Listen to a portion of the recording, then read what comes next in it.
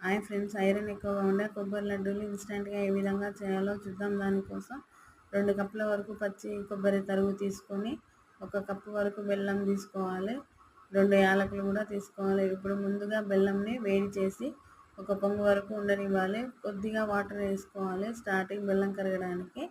And 1 పొంగు వచ్చే వరకు అందులో 1 స్పూన్ నెయ్యి వేసుకొని మరో పొంగు రానియాలి. అప్పుడు ఈ కొబ్బరి తరుగుని అందులో వేసుకొని ఒక 5 మినిట్స్ ఉడికించుకోవాలి.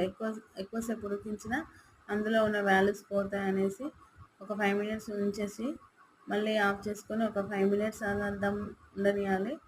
ఆ 5 మినిట్స్ తర్వాత దమ్ అయిన తర్వాత దాన్ని ఉండలు లెక్క చుట్టేసుకుంటే ఎంతో టేస్ట్ అయిన కొబ్బరి లడ్డు రెడీ. ఇన్స్టెంట్గా అయిపోతుంది.